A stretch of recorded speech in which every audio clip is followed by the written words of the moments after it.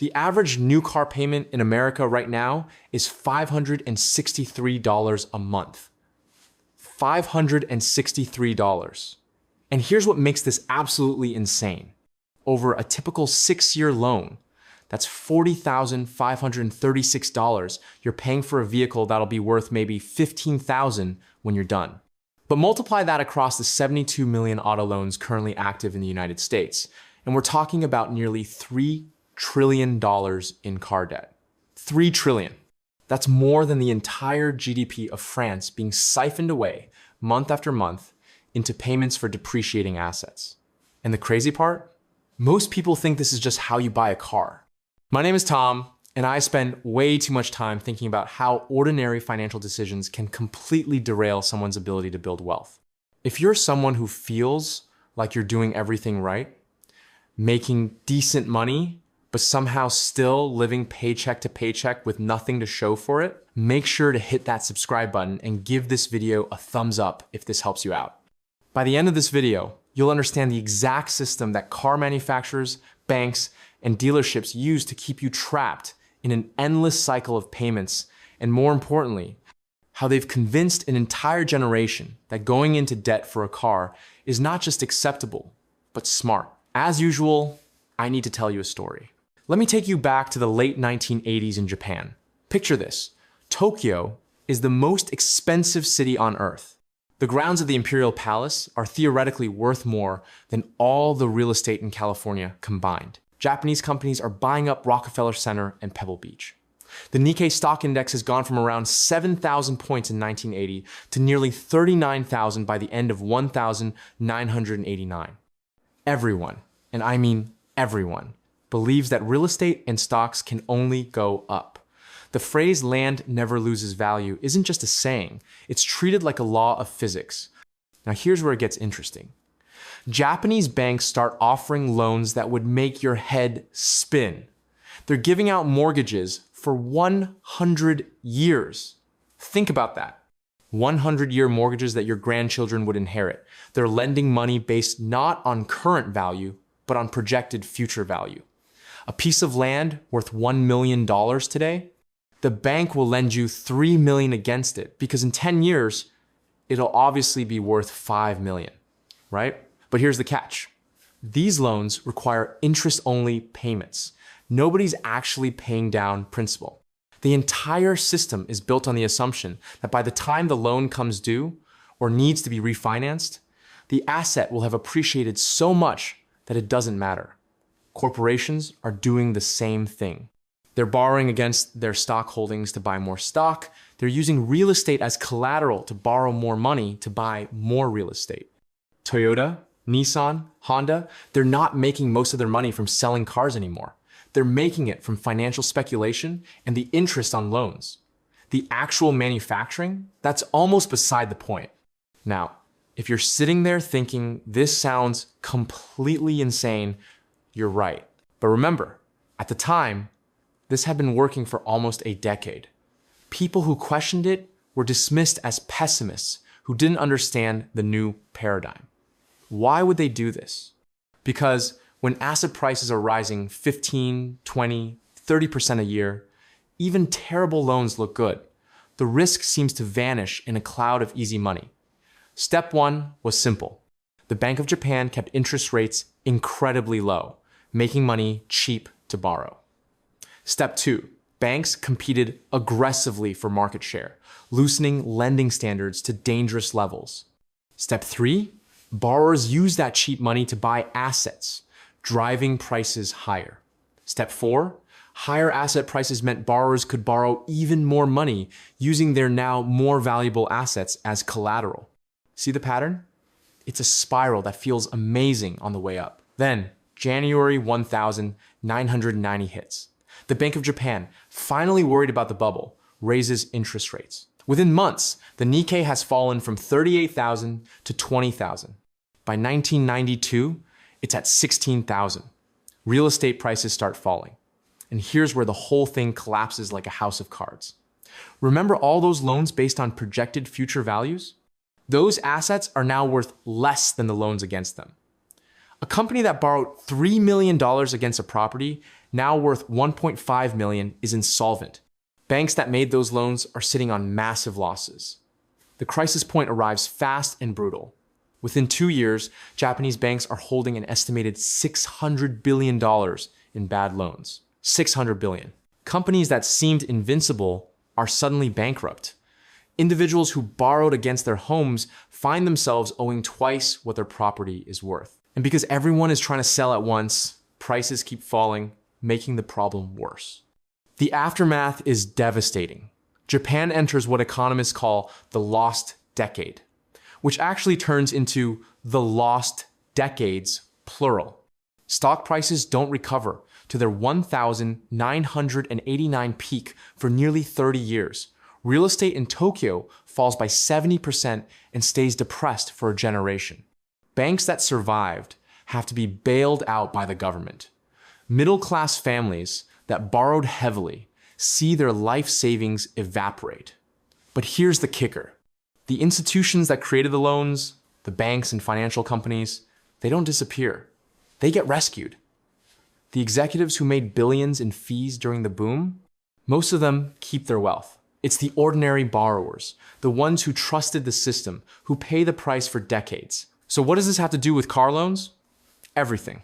Just like Japanese banks profited from creating an endless cycle of borrowing against appreciating assets, car manufacturers and their financing arms are profiting from an endless cycle of borrowing against depreciating assets. And they figured out how to make it even more insidious. Because unlike real estate, which at least has a chance of appreciating, cars lose value the second you drive them off the lot. But they've managed to convince people that this is normal, that it's smart, that everyone does it. Imagine you buy a phone for $1,200. You finance it over 2 years at 8% interest. By the time you've paid it off, you've paid $1,400 total for a phone that's now worth maybe $300. But before you finish paying it off, the phone company convinces you that you need the new model. So you trade in your phone, which still has $400 left on the loan, and they roll that negative equity into a new loan for the latest model. Now you owe $1,800 on a phone worth $1,200. You do this every 2 years. After 6 years, you've paid nearly $5,000. You still owe money, and you own a phone worth $400. You feel like you always have the latest phone, but you're on a treadmill that never stops. You're paying more and more for the same experience, and the phone company is extracting thousands of dollars from you for what is essentially a rental. This is exactly what's happening with cars. Except the numbers are 10 times bigger and the consequences are devastating. The average person now keeps a car loan for 5 to 6 years, but they trade in the car after 3 to 4 years. They're rolling negative equity from one loan into the next, creating a compounding debt spiral. The car they're driving is worth $20,000, but they owe $25,000. They trade it in, and that $5,000 in negative equity gets added to the new $35,000 car loan. Now, they owe $40,000 on a car worth $35,000 the moment they drive away. And the monthly payment? The dealership just extends the term to 7, 8, even 9 years to make the payment seem affordable. This connects directly to what happened in Japan because the fundamental pattern is identical. In both cases, you have institutions making money from originating loans, not from the actual value created. Japanese banks didn't care if the real estate was really worth the loan amount because they collected fees up front and planned to sell the loan to someone else. Car manufacturers don't care if you can actually afford the car long term because they make money from the financing, the loan origination fees, the interest, and the churning when you trade in early and start the cycle again. Ford Motor Credit, GM Financial, Toyota Financial Services. These aren't just departments. They're often more profitable than actually selling cars. Now let's talk about who's really behind this, because understanding the antagonist is crucial. The villain here isn't just one company or one person. It's an entire ecosystem that profits from keeping you in debt. At the top, you have the auto manufacturers themselves. Companies like Ford, GM, Stellantis, Toyota, Honda. Here's what most people don't realize. When car sales started to stagnate in the early 2000s, these companies didn't just try to make better cars. They realized they could make more money from financing than from manufacturing. In 2019, before the pandemic, GM Financial made $2.3 billion in profit. GM's total automotive profit that year? $6.7 billion. The financing arm represented a third of their total profit. Toyota Financial Services regularly contributes 30 to 40% of Toyota's overall operating income. They're not car companies that offer financing. They're financing companies that happen to sell cars. Why do they do it? Because the math is absolutely beautiful from their perspective. When they sell you a car, they make a few thousand in profit once. But when they finance that car, they collect interest every single month for 6, 7, 8 years.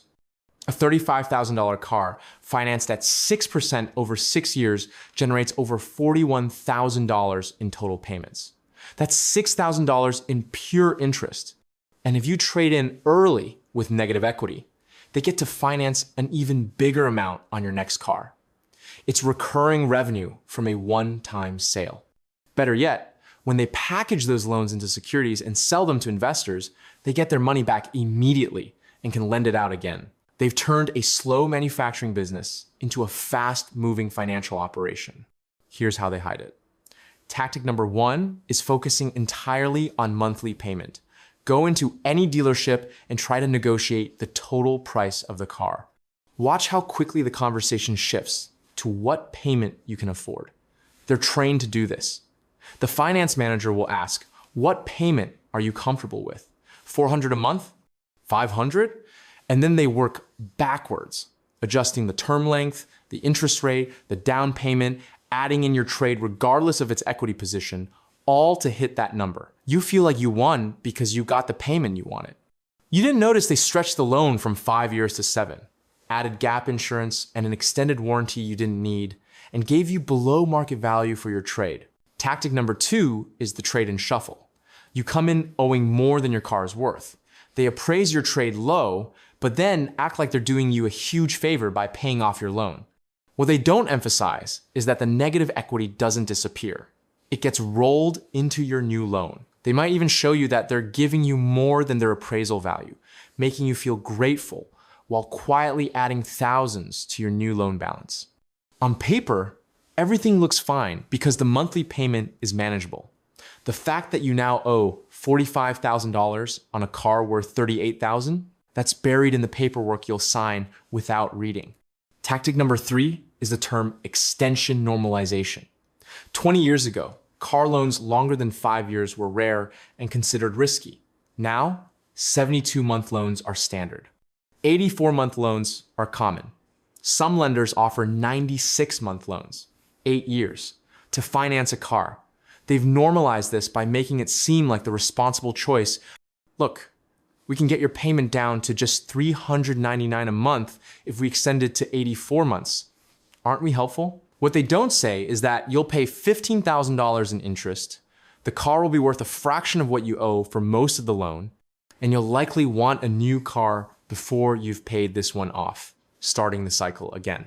The emotional reframe you need here is powerful. You are not a victim who needs to buy a car this way. You are a consumer who has been systematically conditioned to believe that monthly payments are how cars are purchased. The system isn't broken from their perspective. It's working exactly as designed. Every time you focus on the payment instead of the total cost, they win. Every time you trade in a car with negative equity, they win. Every time you extend the loan term to afford a nicer car, they win. But once you see the pattern, once you understand the mechanism, you're no longer playing their game. You're making informed decisions based on actual financial impact, not manufactured urgency and payment manipulation. Let me give you something actionable you can do today, right now, that will immediately change your relationship with car debt. Go look at your current car loan statement. Not just the payment amount, but the actual statement that shows your remaining balance and the interest you're paying. Now go online and look up what your car is currently worth. Not what you hope it's worth, not what you think it should be worth, but the actual private party value on Kelley Blue Book or Edmunds.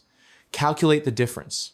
If you owe more than it's worth, write down that number. That is your current trap depth. That's how far underwater you are. For most people, This number is shocking. They knew intellectually that cars depreciate, but seeing that they owe $8,000 more than their car is worth creates a visceral reaction. Here's what you do with that information. You commit to never increasing that negative equity. That means when the urge to trade in for a newer car hits, and it will, you have a specific number you have to overcome first. You can't trade in until you've paid the loan down to at least what the car is worth. This one rule will save you tens of thousands of dollars over your lifetime because it breaks the cycle. No more rolling negative equity into bigger and bigger loans. No more extending terms to accommodate debt you created on the last car. You might have to drive your current car longer than you want. You might have to make extra payments to get above water. But once you do, once you reach zero or positive equity, you have options. You can sell it and buy something cheaper with cash. You can trade it in without adding debt. You can keep driving it and save the payment amount for the next car. Now, I know what you're thinking. Tom, I need a car. I can't just pay cash. I don't have $20,000 sitting around. And look, I get it. But here's what most people don't realize. The reason you don't have $20,000 sitting around is because you've been spending $500 to $600 a month on car payments for years, maybe decades. That money didn't disappear. It went to banks and auto finance companies. If you've had a car payment for the last 10 years at an average of $500 a month, you've paid $60,000 in car payments. $60,000.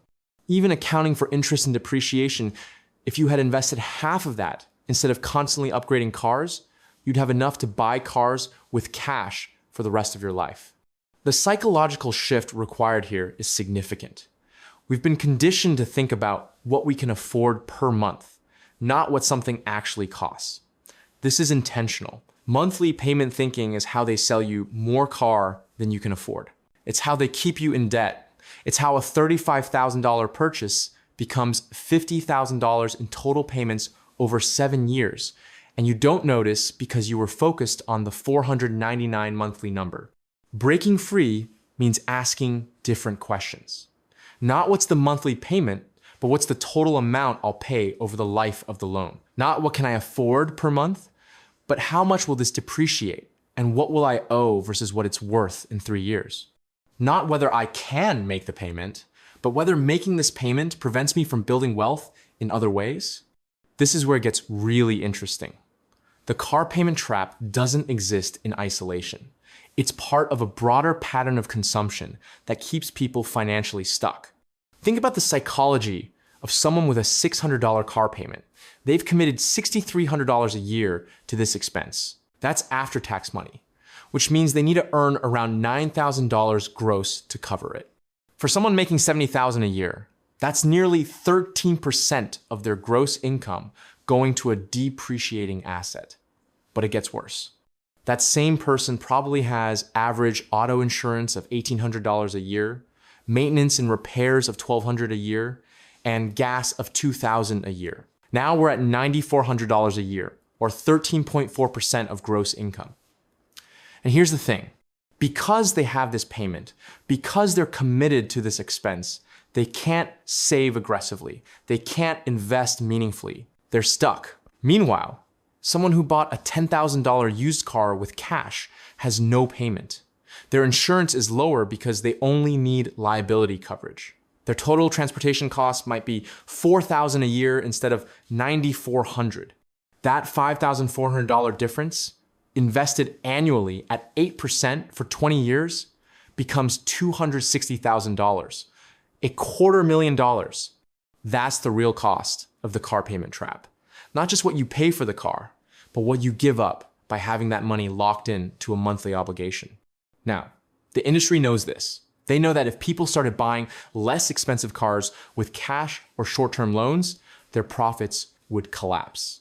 So they do everything possible to make you feel like you deserve a nice car, like you've earned it, like the monthly payment is reasonable. The commercials show successful people driving luxury cars. The dealership experience is designed to make you feel valued and important. The salesperson befriends you, relates to you, makes you feel like they're on your side, working to get you a great deal. And the finance manager presents the loan terms like they're doing you a personal favor. It's all theater designed to separate you from rational financial decision-making. Here's a specific example of how this plays out. A couple making a combined $120,000 a year decides they need a new SUV. Their current car is paid off and worth $12,000. They go to the dealership looking at models around $40,000. The salesperson shows them something at $48,000, explaining that for just a little more per month, they get all these extra features. The couple thinks about it and agrees. They trade in their $12,000 car. The dealership offers them $10,000 for it. They negotiate up to $11,000. They feel good about this. They put down $2,000 in cash. So the loan amount is $37,000 at 5.9% for 72 months. The payment is $614. Here's what just happened. They gave up a car they owned free and clear, worth $12,000 in private sale value. They gave up $2,000 in cash. That's $14,000 in wealth they transferred. In exchange, they now have a 72-month obligation to pay $614.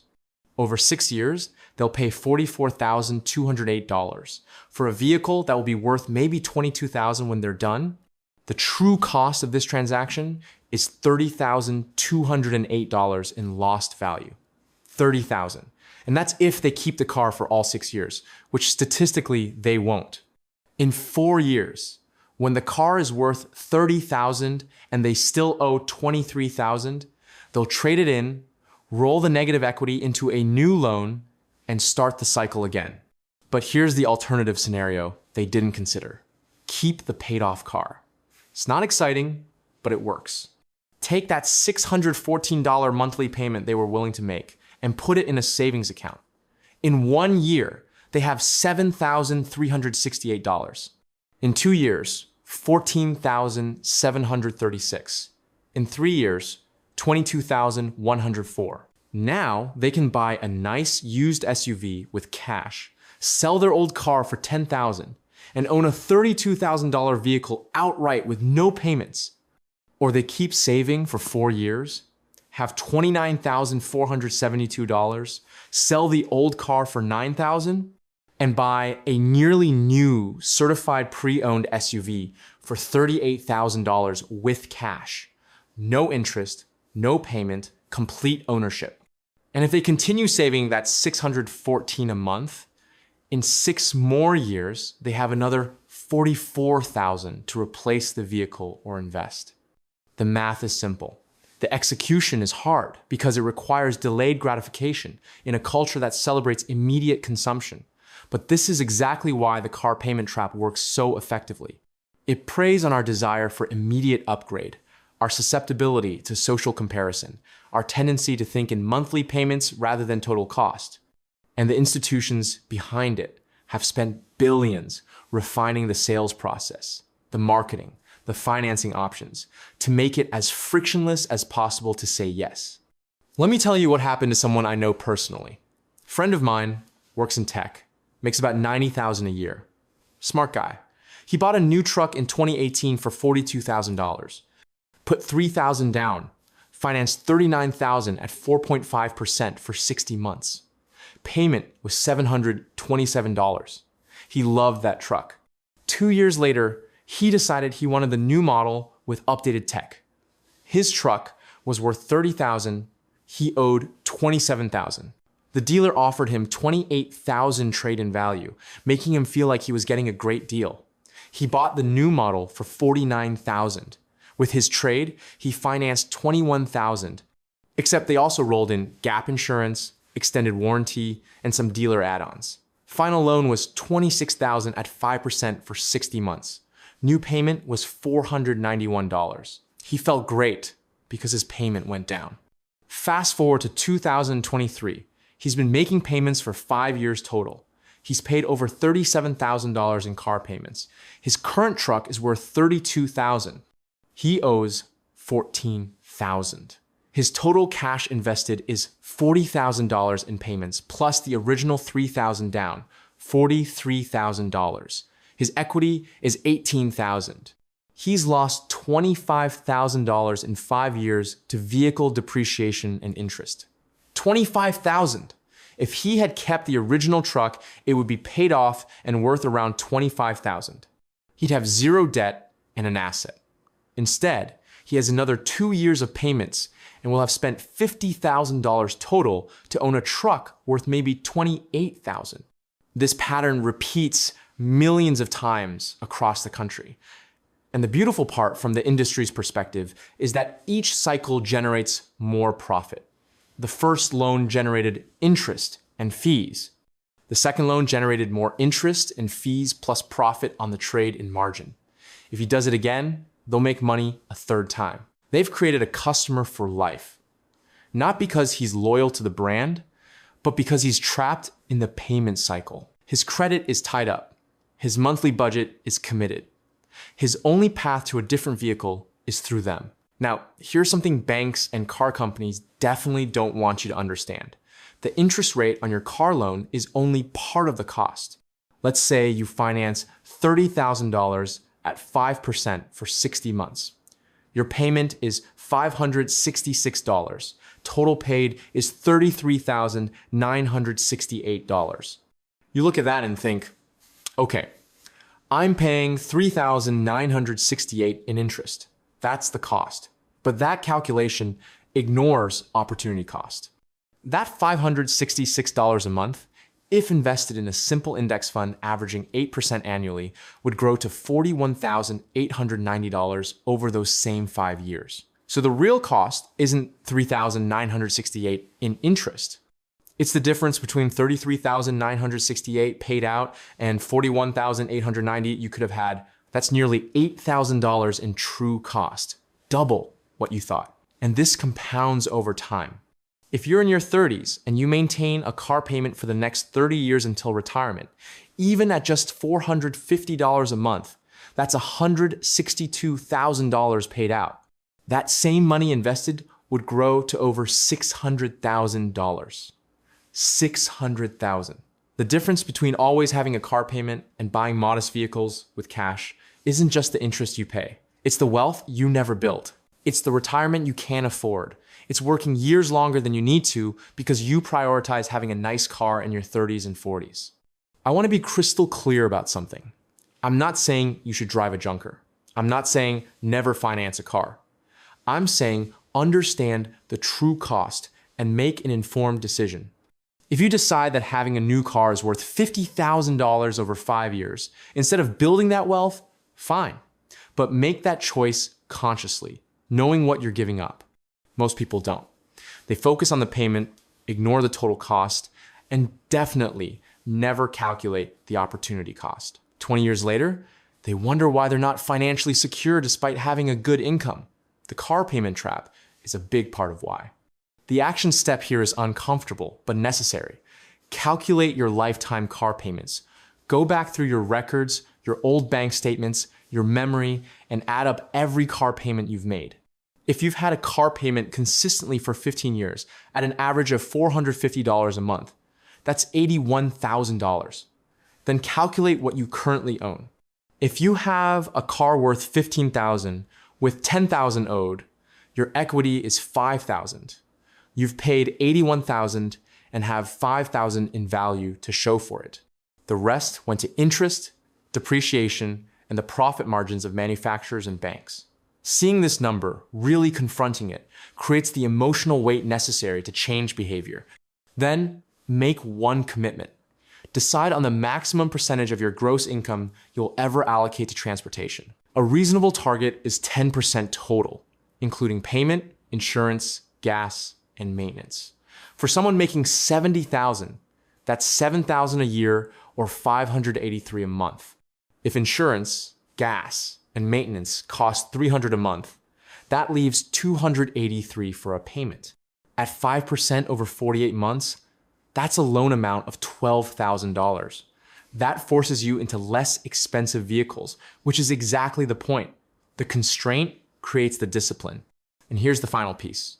Every time you pay off a car, keep making the payment to yourself. Your $450 payment ends, Don't lifestyle inflate. Keep paying yourself $450 a month into a dedicated car fund. In 4 years, you'll have $21,600 plus interest. Sell your paid-off car for $8,000. You have nearly $30,000 to buy your next vehicle with cash. No loan, no interest, no trap, and you keep doing this forever. You're always either paying off a small loan quickly or saving for the next car. You're never trapped in long-term debt on a depreciating asset. Look, the car payment trap exists because it's profitable for powerful institutions, and because it feeds our desire for immediate gratification and social status. Breaking free requires going against cultural norms. Your coworkers will drive nicer cars. Your neighbors will have newer SUVs. You'll feel pressure to keep up, but understanding that they're likely trapped in debt cycles, that their nice cars represent lost wealth and deferred financial security, makes it easier to resist. Their $60,000 SUV with a $700 payment looks impressive. Your $15,000 paid-off vehicle looks modest. But in 20 years, your investment accounts will be hundreds of thousands of dollars larger. You'll have options. You'll have freedom. They'll still be making payments. The system counts on you not doing this math, not connecting these dots, not seeing the long-term pattern. It counts on you thinking in payments, not totals. It counts on you believing that everyone has a car payment, so it must be normal. But normal and smart are not the same thing. Normal is being in debt. Smart is building wealth. Normal is focusing on what you can afford per month. Smart is calculating total cost and opportunity cost. Normal is rolling negative equity into new loans. Smart is refusing to go further underwater. The car payment trap is only a trap if you don't see it. Once you do, once you understand the mechanism, the motivation, and the method, you can't unsee it. And that awareness is the first step to escaping it and building the financial future you actually want.